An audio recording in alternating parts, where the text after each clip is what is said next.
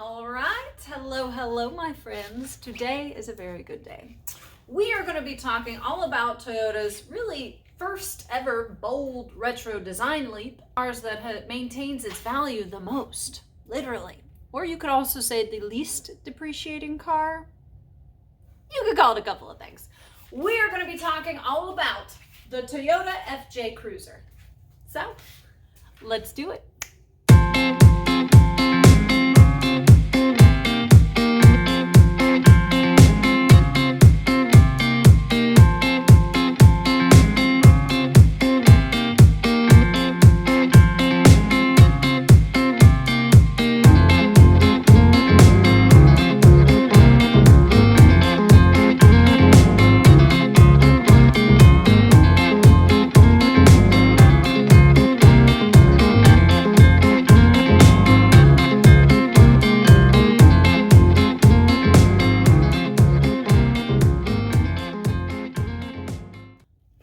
Thank you to George Finley for letting me videotape this car. He owns it, and pretty much all his cars he lets me get access to. He is a family friend and mentor.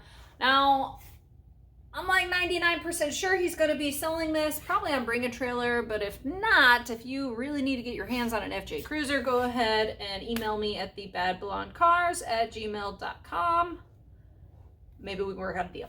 Also, if you're not familiar with this channel, it's all about cars. And if you like cars, go ahead and press subscribe wherever that button might be.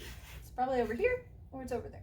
So the FJ Cruiser came out in 2007, and really, Toyota had initially not entirely intended to produce it, and they kind of put themselves in a bind, to which they had to create it, design it, and put it out in about 3 years, and it was designed by Akio Nishimura.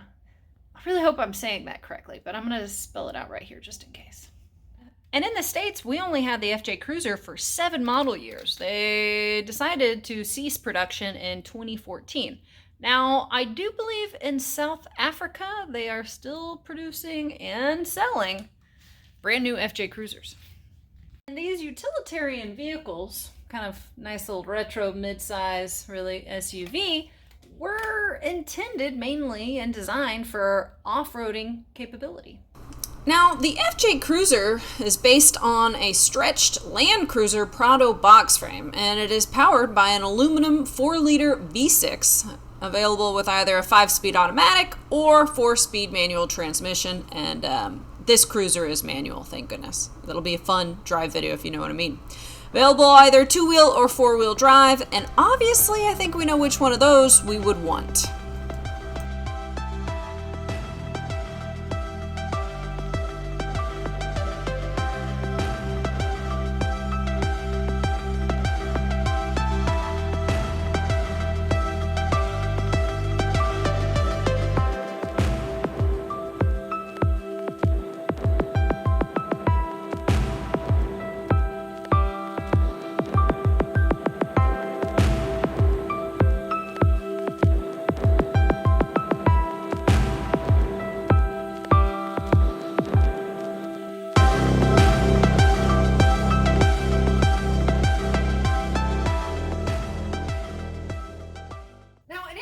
Thing to think about with the FJ Cruiser. With Toyota, that's one of the largest automotive manufacturers, and they typically make cars that will have mass appeal, okay? So for them to boldly go this kind of retro styling look, pretty cool. Now on that note, there's not a question that the styling cues were taken from the 60s and 70s FJ40s. And obviously a few of those. We have the circular headlights, Toyota actually written out, quite a retro vibe. And so on most of them, this is one of the Team Trails, the special editions, most of them would have the white top. But for the Team Trails edition, they changed the white top to match the special color. Now, if you have the 4x4 edition, you can travel through up to 27.5 inches of water. You have a approach angle of 34 degrees and a departure angle of 30 degrees. Now, in the first 2 years, Toyota actually sold 100,000 units, which was good, and they were happy. But then, in 2014, sales had already significantly dwindled, and they were selling maybe around 14,000 FJ Cruisers, which is not entirely enough for Toyota to continue producing. But with that, by only having a 7 model year production here in the States, they kind of created a instant modern classic, all right? Scarcity with cars is really fuel to the fire.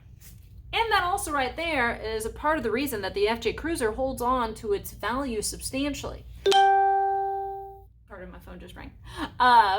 Side note, I think the addition of a roof rack would be quite a nice feature for the future owners.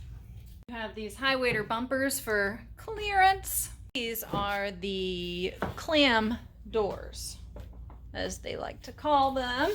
It's kind of a situation where, you know, it's convenient that there are extra seats that, why is that hiding? Oh, that's not entirely convenient, but that's fine.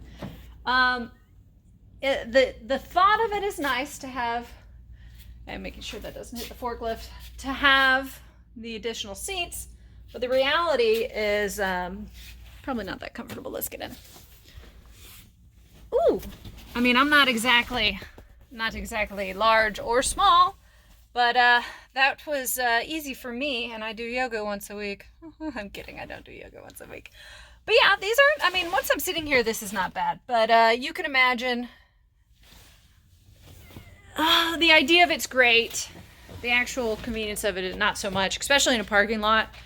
Clamshell doors in a parking lot, not ideal, but nice. Well, since I have the doors open, let's look at the interior, shall we?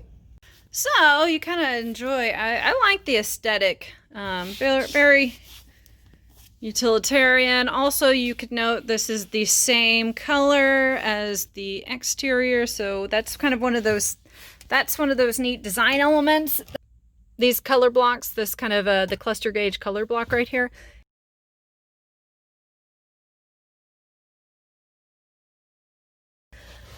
Feels comfortable. Kind of immediately, I'm sure some of y'all are already aware that this is not a vehicle known for its great visibility. That is not the case. So this little cluster of gauges is kind of cool. There's a compass right here, which is awesome. This is a inclinometer, if I'm saying that properly. I certainly hope so, or else I'll get some comments down below.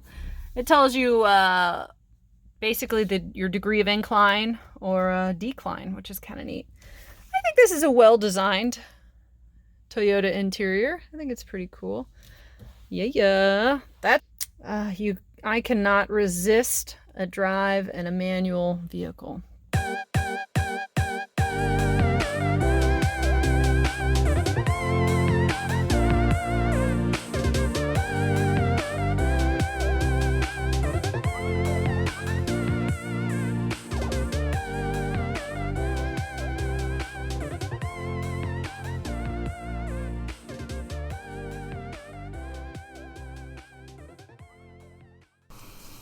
About 5'7", and while getting in there wasn't exactly difficult, I would not say it's the comfiest SUV I've ever sat in the back seat.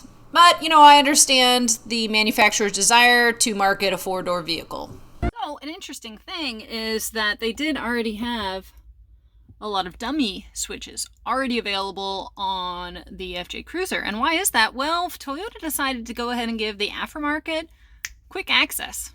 So you could put a whole variety of things in there.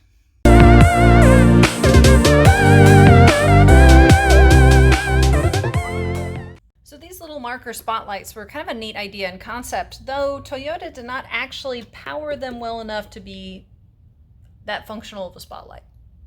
So you see that flat windshield. It looks cool. I kind of like the way it looks, but unfortunately, the design of it, having a flat windshield, means it's prone to braking, and it doesn't really do what you want a windshield to do. You want it to deflect any kind of debris that hits you from the road. That doesn't do that, unfortunately. And just a little quirky thing. I'm gonna talk like Doug DeMuro. A quirky thing. Just kidding. And quirky thing is it does have 3 windshield wipers. So, who knows? Now, like I said, this is a Trail Teams Edition FJ Cruiser. And what that means, it has special tires, it has the specialized kind of paint and sticker package. It means that the body is going to also match the top instead of it being white.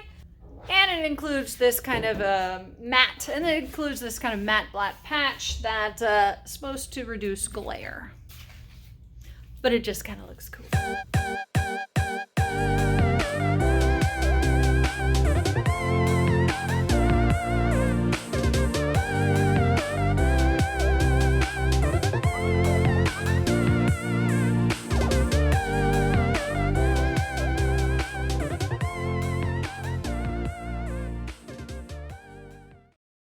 It's beer 30 already. Let me go get that, huh?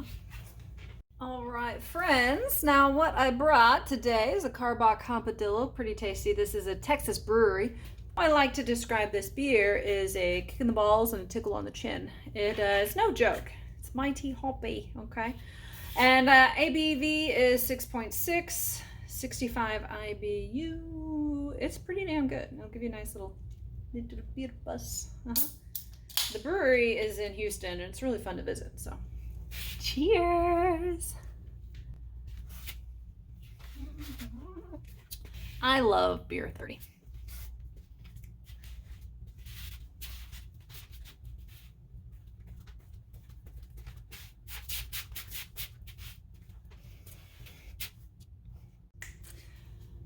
All right, guys, well, I certainly hope you enjoyed watching this video. I did too. I don't really cover modern cars that often, frankly. Really, I have a lot of classic and also car history videos, which car history is my cup of tea, so not a surprise over there. Let's say that's your cup of tea. Well, then go ahead and press the subscribe button, which is somewhere over there. I never really remember. And does it really matter? No, it's a red button. You can just find it. So guys, I hope you have a wonderful weekend, day, I don't know, wherever you're listening. If you want to tell me, I mean, obviously I missed some parts. Obviously I missed some facts about the FJ Cruiser, but I don't have the time and the attention span to possibly cover everything needed. Tell me what your favorite Toyota is, what your favorite year of the original FJ40 was. What do you think about this car maintaining its value so much? Tell me just how your day is. I don't know. Comment on the lines below. Obviously, don't say anything negative because I'm a mechanic's daughter and I will find you and I will hit you over the head with a wrench. I will. I'm kidding. So, see you next time, guys. Bye.